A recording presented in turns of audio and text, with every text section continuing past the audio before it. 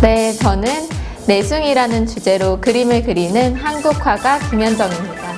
사람들이 저만 생각하면 한복만 그리냐 이렇게 많이 물어보시는데 되게 다양하게 그리는데 이걸 좀 시기를 나눠서 발표를 하는 편이어가지고 물론 저도 추상화도 표현을 할 수도 있고 그런 것도 많이 배워왔지만 지금은 제가 생각하기엔 좀 더 사람들이 대중적으로 느낄 수 있는 작업들을 하자라는 생각에서 재미있고 쉽고 친근한 그런 작업들을 하고 있습니다.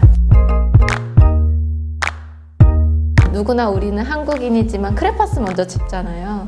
그리고 저도 어릴 때부터 했던 게 수채화, 유화 이런 거를 했지만 처음으로 접해보는 재료에 대한 신선함? 그때 선생님들이 이렇게 한 번씩 보여주는데 그게 너무 예쁜 거예요. 맑고. 그래서 이걸 꼭 해야겠다라고 생각을 했고 이렇게 선택을 해서 계속 한국화 하고 있습니다.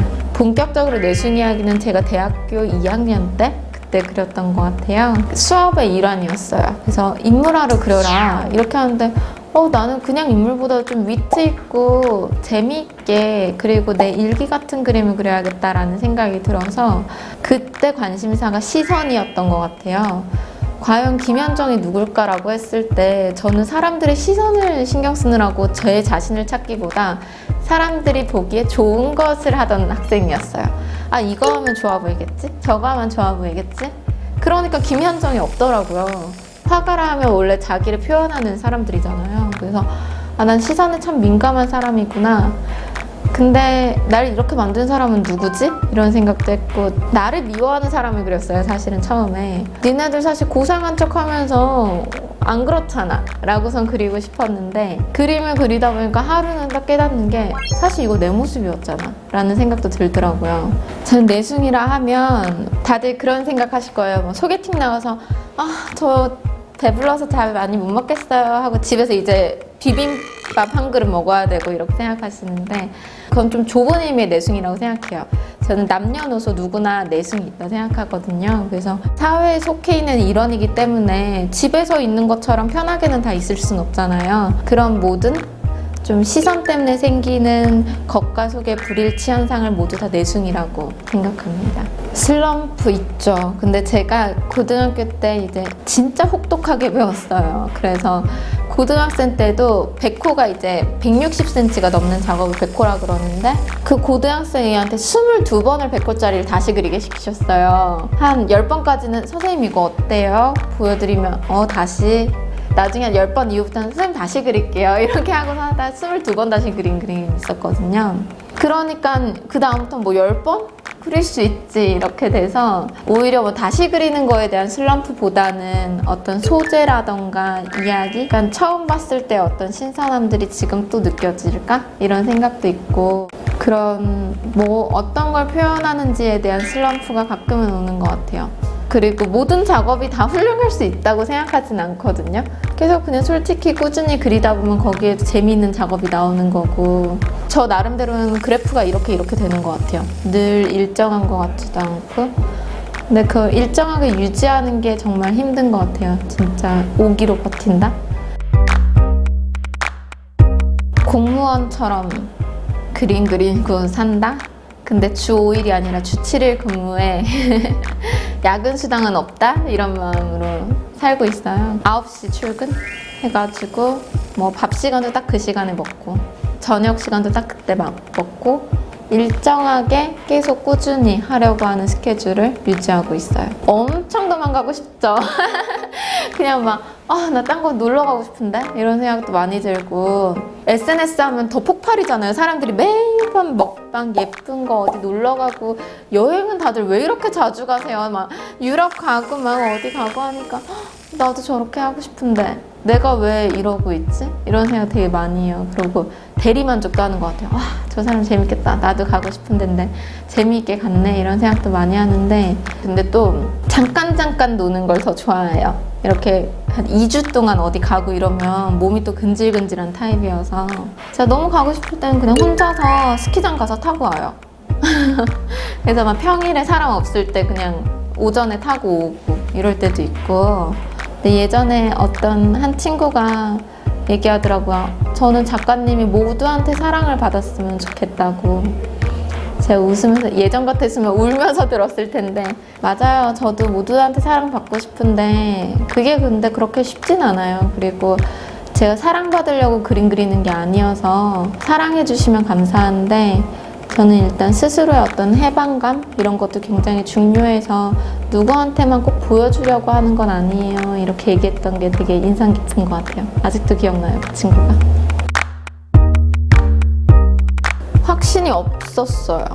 그리고 하면서도 세 가지가 제일 무서웠어요. 작가는 고독하다. 나 외롭기 싫은데. 작가는 배고프다. 그리고 작가는 일찍 죽어야 된다. 이렇게 세 가지 늘 얘기하잖아요. 아, 죽어야지 가격 뜬다는데 이렇게 얘기하시고, 막 외롭다는데 막 곰방대 피면서 혼자서 골방에서 그림 그릴 것 같은데, 그리고 와, 배고프다는데. 세 개 다 싫어요, 사실. 누가 외롭고 싶어요? 그리고 누가 죽고 싶어요? 누가 배고프고 싶어요? 근데 왜 화가는 그래야 되지? 아, 이거 너무 궁금하다. 좀 오해가 많았던 것 같아요. 당연히 정신적으로는 외롭겠지만 육체적으로는 이게 결국은 협업이고 함께하는 건데, 외로울 시간 없이 미친 듯이 그려야 되는 게 작업인데. 그리고 배고프다? 배고픈 시절은 있죠. 누구나 배고픈 시절은 있어요. 당장 굶어서 죽을 것 같으면 전 물감 안 사고 라면 사 먹을 거거든요. 그래서 어느 정도의 생활은 돼야 된다라고 생각을 해요. 그리고 일찍 죽어야 된다? 죽기 전에 최소 3,000점 정도는 그리고 죽어야지 그게 가치가 생기는 거지, 한두 점 그리다 죽는다고 아무도 안 알아주더라고요. 그래, 나 아직 3,000점 안 그렸으니까 아직 안 죽어도 된다 이런 생각도 했고. 진짜 부담스럽죠. 정말 부담스럽고 되게 많이 속도 많이 상했어요. 왜 사람들은 날 저렇게 볼까? 이런 생각도 많이 했고, 저도 다 비슷한 나이인데 놀고 싶고 다른 것도 하고 싶고 이런 생각 참 많이 드는데, 저는 저 스스로에 대해서는, 김현정이란 인간에 대해서는 굉장히 겸손해야 된다고 생각하지만 그림에 대해서는 누구보다도 자신 있게 내놔야 된다고 생각해요. 그리고 만약 부끄럽다면 발표하지 않는 게 맞다고 생각하고, 어린 김현정이라는 작가에 대한 사회적으로 겸손? 이런 거에서 되게 많이 충돌하는 것 같아요. 더욱더 겸손하게, 작품은 더 자신감 있게, 이렇게 생각하면서 작업합니다. 제가 그림을 좀 더 쉽게 다가가기 위해서 쓰는 장치들이 몇 가지가 있는데요. 작품 제목을 굉장히 재밌게 짓습니다. 그래서 어느 정도 이 주제가 잘 담길 수 있는 제목을 선정을 한다던가, 작가의 의도를 직접 들을 수 있게 이렇게 그런 프로그램을 많이 기획하고 있어요. 저도 미술관 가면 이해 못 하거든요. 그 많은 작가들의 삶을 이해해야지 그 그림이 온전하게 이해가 되는 건데 어떻게 그걸 다 알겠어요. 제가 미술사학자도 아니고. 그래서 전 미술관 가면 거의 뛰어가듯이 봐요. 막 이렇게 보다가 마음에 드는 거 있으면 1시간이고 앉아서 봐요. 그리고 저는 너무 모든 걸 다 이해하려고 보면 그때부터 답이 안 쓰는 것 같아요. 미술이. 음악 그냥 듣잖아요. 딱 꽂히면 더 듣고, 너 이게 왜 좋아? 이러면 잘 모르겠어, 그냥 좋아. 이런 것처럼 미술도 마찬가지인 것 같아요. 이해해서 좋아하는 사람도 있지만 그냥 좋은 거죠. 뭐 색감적으로도 좋을 수 있고 스토리가 좋을 수도 있고 다 다양한 것 같아서 너무 압박 안 느끼셨으면 좋겠어요. 뭐 어떤 게 소재가 안 되고 되고는 없는 것 같아요. 다만 어떤 게 좀 더 자극적이고 안 자극적이고가 있는 거여서, 새로운 걸 뭐 인풋이 많으면 아웃풋도 많을 거다라는 생각에, 대신 일상적인 것을 날카롭게 보는 시선이 중요한 것 같아요. 뭐 라면 맨날 먹는데 이게 소재가 돼? 라고 생각할 수도 있고, 떡볶이, 우리 발에 채이는 게 떡볶이집인데 라고 하지만 그게 귀한 것처럼 일상적인 것을 날카롭게 보는 시선, 그런 게 제일 중요한 것 같습니다. 저는 100% 후천이라고 생각해요.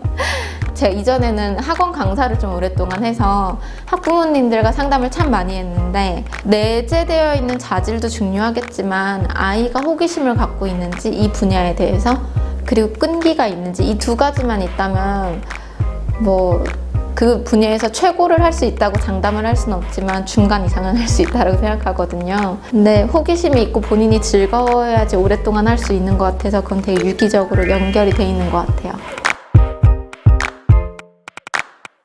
공부가 좋은 사람이 아니거든요.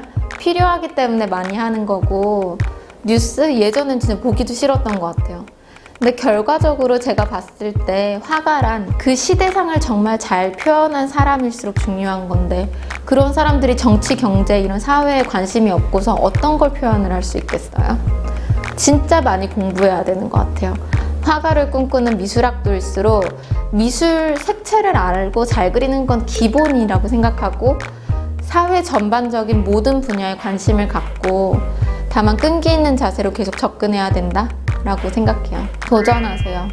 마치 노래방에서 노래 부르는 것처럼 처음에 당연히 못 부르는데 자꾸 부르다 보면 잘 부르잖아요. 다 잘 부를 순 없지만 그 노래는 좀 자기 애창곡 한 곡씩 있으신 것처럼 잘 그릴 때까지 그리세요. 그리고 도전하다 보면 될 것이고 반드시 사실적으로 그리는 게 다 잘 그리는 건 아니니까 너무 그런데 목적을 두지 않고 내 마음을 표현하는 게 뭔지 생각해 보시면 좋겠고 많이 보고 많이 경험하는 게 가장 최선의 답이라고 생각합니다. 꿈에 대해서 정말 많이 생각하는데 예전에는 막 여러 개 있었어요. 근데 지금 진짜로 정말로 가식 없이 진실된 꿈이라고 하자면 제가 죽을 때까지 끝까지 그림 그리는 화가가 되고 싶다. 그게 제 꿈입니다.